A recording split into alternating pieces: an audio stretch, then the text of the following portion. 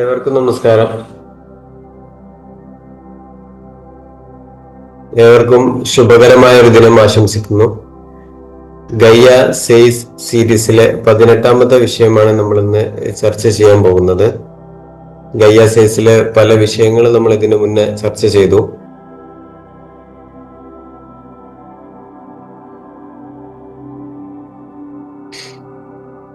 ഇതാണ് ഇന്നത്തെ വിഷയം. ഗയ്യ സെയ്സ്, നിനക്ക് നോക്കാനാകാത്തത് ഞാൻ നോക്കിക്കൊള്ളാം, പക്ഷെ നീ പിടിവിട്ടൊഴിഞ്ഞാലേ എനിക്കത് ചെയ്യാനാകൂ.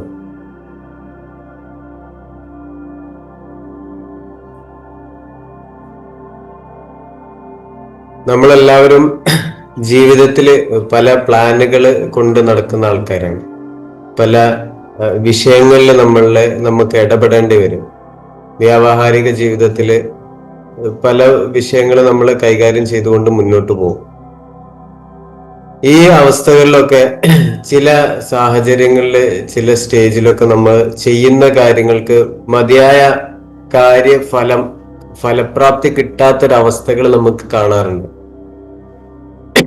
അപ്പൊ നമ്മൾ വിചാരിക്കും നമ്മൾ ചെയ്ത പ്രവൃത്തി പെർഫെക്റ്റ് അല്ല എന്നുള്ളൊരു ചിന്ത കൊണ്ടൊക്കെ നമ്മൾ അതിലൊരു കുറ്റബോധത്തിലേക്ക് നമ്മൾ നീങ്ങുന്ന ഒരു അവസ്ഥ ഉണ്ടാവും. നമ്മൾ എത്രയൊക്കെ ചെയ്തിട്ടും എന്തുകൊണ്ട് ഈ സംഗതി നടന്നിട്ടില്ല? ഇത് ജീവിതത്തിൽ സംഭവിക്കുന്നതാണ്. വീണ്ടും നമ്മൾ ആ ചെയ്ത വിഷയത്തിൽ തന്നെ വീണ്ടും നമ്മൾ ഹോൾഡ് ചെയ്തുകൊണ്ട് ആ വിഷയത്തെ പറ്റി തന്നെ ചിന്തിച്ചുകൊണ്ട് ആ വിഷയത്തെ നമ്മളുടെ കയ്യിൽ നിന്ന് വിട്ടുകൊടുക്കാതെ വീണ്ടും നമ്മൾ ഹോൾഡ് ചെയ്യുന്ന സമയത്താണ് ആ ഒരു കുറ്റബോധവും അതൊരു ശരിയായ രൂപത്തിലുള്ള ഫലപ്രാപ്തി കിട്ടിയിട്ടില്ല എന്നുള്ള ഒരു ബോധത്തിലേക്ക് നമ്മൾ പോവാം. പക്ഷെ അത്തരം അവസ്ഥകളിലൊക്കെ നമ്മള് ആ ഹോൾഡിങ്, നമ്മൾ ചെയ്തു എന്നുള്ളൊരു ഹോൾഡിങ്, ഞാൻ ചെയ്തു എന്നുള്ളൊരു പിടുത്തം, അത് നമ്മൾ വിട്ടൊഴിയുന്ന സമയത്ത് മാത്രമേ അത് പെർഫെക്റ്റ് പ്ലാനിങ്ങിലേക്ക് അത് പോവുള്ളൂ.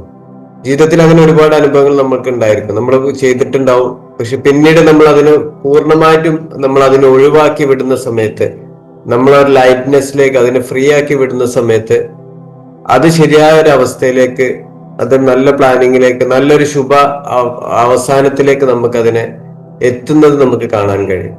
പക്ഷെ അതേസമയം ഞാൻ അല്ലെങ്കിൽ നമ്മൾ വീണ്ടും അതേ വിഷയത്തിൽ തന്നെ ഹോൾഡ് ചെയ്യുന്ന സമയത്ത് അതിനോടുണ്ടാകുന്ന ഒരു നെഗറ്റിവിറ്റി ആയിരിക്കും നമ്മളിൽ ഉണ്ടാവുക. ചിലപ്പോൾ അത് ശരിയായ രൂപത്തിൽ എത്താത്തൊരവസ്ഥയിലേക്ക് നമുക്ക് കാണാൻ കഴിയും.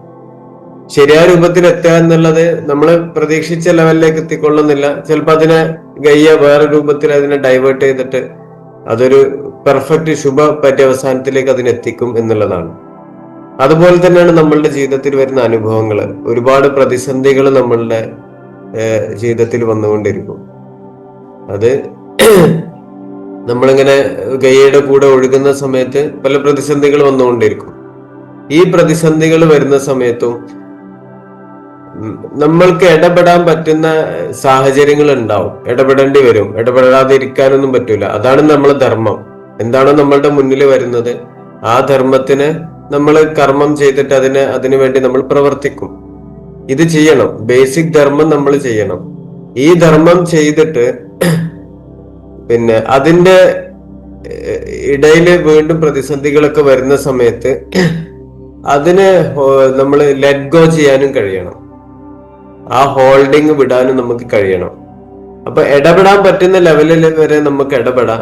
പിന്നീട് നമുക്ക് ഇടപെടാൻ പറ്റാത്തൊരവസ്ഥ വന്നു, അതില് ഇൻവോൾവ് ചെയ്യാൻ പറ്റാത്തൊരവസ്ഥയിലൊക്കെ ലീഡ് ചെയ്യുന്ന സമയത്ത് അതിനെ കംപ്ലീറ്റ് ആയിട്ട് നമ്മൾ ആ ഹോൾഡിങ് നമ്മൾ റിലീസ് ചെയ്യുന്ന സമയത്ത് അത് പെർഫെക്റ്റ് അവസ്ഥയിലേക്ക്, നല്ല ഒരു ശുഭ പര്യവസാനത്തിലേക്ക് നമുക്ക് എത്താൻ കഴിയും. അല്ലാത്തടത്തോളം അത് നമ്മളെ തന്നെ പിടികൂടിക്കൊണ്ടിരിക്കും. അത് നമ്മളിലാണ് ബുദ്ധിമുട്ടുകൾ ഉണ്ടാക്കുക. ആ സമയത്ത് ഗയ്യക്ക്, പ്രകൃതിക്ക്, ദൈവത്തിന് ഒരു നിലക്കും അതിലേക്കുള്ള ഒരു എൻട്രി നമ്മൾ കൊടുക്കുന്നില്ല. ആ എൻട്രി കൊടുത്താൽ മാത്രമേ ആ സംഗതിയെ, ആ വിഷയത്തെ കൈകാര്യം ചെയ്യാൻ ഗയ്യക്ക് കഴിയുകയുള്ളൂ. ഇതുപോലെ തന്നെയാണ് മാനസിക സമ്മർദ്ദങ്ങൾ, മെന്റൽ പിന്നെ മനസ്സിനെ ബാധിക്കുന്ന പ്രശ്നങ്ങളൊക്കെ, നമ്മളിൽ വരുന്ന അനുഭവങ്ങള്, കാര്യങ്ങളൊക്കെ നമ്മൾ പെർഫെക്റ്റ് ആയിട്ട് ഡൈജസ്റ്റ് ചെയ്യാത്തത് കൊണ്ടാണ് ഒരു കാര്യം. പക്ഷെ ഇതൊന്നും ചില അവസ്ഥകളിൽ ചിലപ്പോൾ അതൊന്നും ഡൈജസ്റ്റ് ചെയ്യാൻ കഴിയാത്ത അവസ്ഥകൾ ഉണ്ടാവും. നമുക്ക് കൈകാര്യം ചെയ്യാൻ പറ്റാത്ത അതിന് മേലുള്ളതായിരിക്കും. നമ്മളെന്ന ചെറിയൊരാള്, മഹാഗർഭപാത്രത്തില് നമ്മളെന്ന ചെറിയൊരാള് അതിനെ കൈകാര്യം ചെയ്തുകൊണ്ട് നമ്മൾ മുന്നോട്ട് പോകും. അപ്പൊ അവിടൊക്കെ ഇതിനെ ഡൈജസ്റ്റ് ചെയ്യാതെ നമുക്ക് ഹാൻഡിൽ ചെയ്യാൻ ഒരു കപ്പാസിറ്റി ഉണ്ട്. ഓരോരുത്തർക്കും ഓരോ കപ്പാസിറ്റി ഉണ്ട്. അപ്പൊ ഈ കപ്പാസിറ്റിന് മേലെ നമുക്ക് ചെയ്യാൻ കഴിയില്ല. ആ ഒരു ബോധം നമ്മൾ ഉണ്ടാകുന്ന സമയം നമ്മൾ ഇതിനെ ലെറ്റ് ഗോ ചെയ്യും. അതായത് അതിന് ഹോൾഡിങ് നമ്മൾ വിടുക എന്നുള്ളതാണ്. അത് വിടുന്നതോടുകൂടി അത് പെർഫെക്റ്റ് പ്ലാനിങ്, അത് ദൈവം ഗയ്യ ഏറ്റെടുത്ത് അതിനെ ക്ലിയറൻസ് നടത്തും എന്നുള്ളതാണ്. ഇപ്പൊ രോഗാവസ്ഥകളില് നമ്മൾ നാച്ചുറൽ ഹൈജീൻ എന്നുള്ള ടേം പല രീതിയിൽ ആൾക്കാർ കേട്ടിട്ടുണ്ടാവും. നാച്ചുറൽ ഹൈജീൻ, സ്വാഭാവിക ആരോഗ്യം എന്ന് പറയും. നാച്ചുറൽ എന്ന് പറഞ്ഞാൽ സ്വാഭാവികം, ഹൈജീൻ എന്ന് പറഞ്ഞാൽ ആരോഗ്യം. ചരക സംഹിതയിൽ ഇതേ ഒരു ടേം ഉപയോഗിക്കുന്നുണ്ട്, സ്വഭാവ ഉപരമവാദം. സ്വഭാവം എന്ന് പറഞ്ഞാൽ സ്വാഭാവികം, ഉപരം എന്ന് പറഞ്ഞാൽ ശമിക്കുന്നു, സബ്സൈഡ് ചെയ്യുന്നു. അപ്പോ സ്വാഭാവികമായിട്ടുള്ള ആരോഗ്യം, ഈ സ്വാഭാവികമായിട്ടുള്ള ആരോഗ്യം സംഭവിക്കണമെങ്കിൽ നമ്മൾ അതിലുള്ള യുക്തി കൊണ്ടുള്ള നമ്മൾ ഇടപെടലുകൾ ഒഴിവാക്കണം. നമ്മള് കയ്യിലൊരു മുറിവ് പറ്റിയാൽ നമ്മളുടെ ശരീരത്തിലെ എല്ലാ ബ്ലഡും ഈ മുറിവിലൂടെ പുറത്തേക്ക് വരുന്നില്ലല്ലോ. ഒരു സമയമാകുമ്പോൾ അത് നാച്ചുറൽ ഹീലിംഗ് സംഭവിക്കുന്നു. പക്ഷെ അതേസമയം ഞാൻ അവിടെ പോയിട്ട് കൂടുതൽ ഇടപെടലുകൾ നടത്തിയാല്, ഈ ഹോൾഡിങ് വിട്ട് കൂടുതൽ യുക്തി കൊണ്ട് ഇടപെടൽ നടത്തിയാല് അതൊരു നല്ല അവസാനത്തിലേക്ക് മാറുന്നില്ല. അപ്പൊ അത് രോഗാവസ്ഥയിൽ ഇത് വളരെ പ്രധാനമാണ്, ആ ഹോൾഡിങ് നമ്മൾ വിടുക എന്നുള്ളത്. ഇപ്പൊ പനി വരുന്ന സമയത്ത് ക്ഷീണാണെന്ന് വിചാരിച്ച് പുറത്ത് കൊണ്ടുപോയി ഗ്ലൂക്കോസ് കയറ്റുന്നു, ഒരുപാട് കാര്യങ്ങൾ ചെയ്യുന്നു. പക്ഷെ പനി വരുന്ന സമയം നമ്മൾ അനുഭവിക്കുന്നത് ക്ഷീണമാണ്. ആ സമയത്ത് ആ ക്ഷീണത്തിന്റെ കൂടെ നമ്മൾ നിന്ന് കൊടുക്കുക. അപ്പൊ ഈ ഹോൾഡിങ്, അതായത് ആ പിടി നമ്മൾ വിട്ടൊഴിഞ്ഞാൽ മാത്രമേ ഗയ്യ അതിനെ ഏറ്റെടുക്കുള്ളൂ.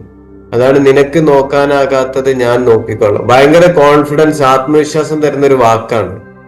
ജീവിതത്തിൽ ഉണ്ടാവുന്ന പ്രതിസന്ധികളിൽ നമുക്ക് ഏറ്റവും കൂടുതൽ കോൺഫിഡൻസ് തരുന്ന ഒരു വാക്കാണ്. നിനക്ക് നോക്കാനാകാത്തത് ഞാൻ നോക്കിക്കൊള്ളാം, പക്ഷെ നീ പിടിവിട്ടൊഴിഞ്ഞാലേ എനിക്കത് ചെയ്യാനാകും. ഈ പിടിവിട്ടൊഴിയുക എന്നുള്ളത് കുറച്ചും കൂടി നമുക്ക് ഇലാബറേറ്റ് ആയി പറഞ്ഞാല് അനുരൂപനാണത്, അല്ലെ? നമ്മള് ആ സുതാര്യത, അത് പിടിവിടുന്ന പറഞ്ഞാൽ നമ്മളെ പിടിണ്ടല്ലോ, നമ്മളെ ഈ മസിൽ പിടുത്തൊക്കെ പറയാം, നമ്മളെ ടെമ്പർ, ഞാൻ എന്നുള്ളൊക്കെ സാധനം നമ്മളങ്ങോട്ട് ലൂസാക്കുന്ന സമയത്ത് ഇത് പെർഫെക്റ്റ്ലായിട്ട് നമ്മൾ ഗയ്യായിട്ടുള്ള അനുരൂപനത്തിലേക്ക് പോകും, അല്ലെ? ജീവാത്മാവും പരമാത്മാവും എന്നുള്ള അനുരൂപനത്തിലേക്ക് തന്നെയാണ് അത് പോകുന്നത്. ഈ അനുരൂപനത്തിലേക്ക് പോകുന്ന സമയത്താണ് കമ്മ്യൂണിക്കേഷൻസ് പെർഫെക്റ്റ് ആയി നടക്കുക. അത് നല്ലൊരു ലെവലിലേക്ക് അത് മാറിയിട്ട് നല്ലൊരു ഔട്ട്കം നമുക്കതിൽ കാണാൻ കഴിയും. അപ്പൊ ലെറ്റ് ഗോ എന്നുള്ളത് തന്നെയാണ് നമ്മൾ പറയാറുണ്ട്. ലെറ്റ് ഗോ എന്നുള്ളത് ലെറ്റ് ഗോഡ് ആണ്, ദൈവത്തിലേക്ക് നമ്മൾ വിട്ടുകൊടുക്കുക എന്നുള്ളതാണ്. അപ്പൊ ആ ഹോൾഡിങ് വിട്ട് ദൈവത്തിനെ നമ്മൾ ഏൽപ്പിക്കുന്ന സമയത്ത് അത് ശരിയായ ഒരു അവസ്ഥ നമുക്ക് കാണാൻ കഴിയും. ഭരമേൽപ്പിക്കുക, അല്ലെ? ദൈവത്തിന് ഭരമേൽപ്പിക്കുക, നമ്മള് റിലീജിയസ് ആസ്പെക്റ്റിൽ ഒരുപാട് കേൾക്കും. ദൈവത്തിന് ഭരമേൽപ്പിക്കുക എന്ന് പറഞ്ഞാൽ നമുക്ക് ചെയ്യേണ്ട ബേസിക് ധർമ്മം ചെയ്തുകൊണ്ട് മാത്രമേ ഭരമേൽപ്പിക്കാൻ പറ്റുള്ളൂ. ഒരാളുടെ കയ്യിലൊരു ഒട്ടകമുണ്ട്.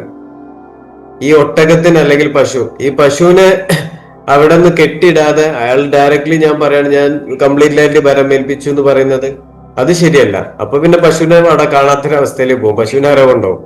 പക്ഷെ അതിന് ചെയ്യേണ്ട കാര്യങ്ങൾ നമ്മൾ ചെയ്തു കൊടുക്കുക. അതിലപ്പുറം വരുന്നത് ദൈവം ഏറ്റെടുക്കും, അല്ലെ ഗയ്യ ഏറ്റെടുക്കും, ഗയ്യ അതിനെ നോക്കിക്കൊള്ളും എന്നുള്ളൊരു ബോധം നമ്മൾ ഉണ്ടാവുക. അതാണ് ഹോൾഡിങ് നമ്മൾ വിടുക എന്നുള്ളത്. ജീവിതത്തിലെ പല പ്രതിസന്ധികളിലും നമുക്ക് ആ ഹോൾഡിങ് അങ്ങോട്ട് വിടുന്ന സമയത്ത് അതൊരു പെർഫെക്റ്റ് അവസാനത്തിൽ നമുക്ക് കാണാൻ കഴിയും. അപ്പോൾ ശുഭാപ്തി വിശ്വാസമാണത്, അല്ലെ? ഗയ്യ നമുക്ക് തരുന്ന ഒരു കോൺഫിഡൻസ് ആണ്, അതൊരു ശുഭാപ്തി വിശ്വാസമാണ്. ആ ശുഭാപ്തി വിശ്വാസത്തിൽ നമുക്കൊരു ഉറപ്പുണ്ടായിരിക്കാം. ആ ഉറപ്പാണ് ജീവിതത്തെ നമുക്ക് ഒരു ആ ഗയ്യയുടെ ഫ്ലോയുടെ കൂടെ, ആ ഒഴുക്കിന്റെ കൂടെ നമുക്ക് സഞ്ചരിക്കാൻ കഴിയുക. അപ്പൊ അത്തരത്തിലുള്ള ലെറ്റ് ഗോ പ്രാക്ടീസുകള്, ശുഭാപ്തി വിശ്വാസം നമ്മളിൽ ഉണ്ടാവട്ടെ. അതിനുള്ള അനുഭവങ്ങൾ വരുന്ന സമയത്ത് ആ ഒരു കാഴ്ചപ്പാട് നമ്മളിലൂടെ സഞ്ചരിക്കട്ടെ എന്ന് പ്രാർത്ഥിച്ചുകൊണ്ട് നിർത്തുന്നു. നന്ദി, നമസ്കാരം.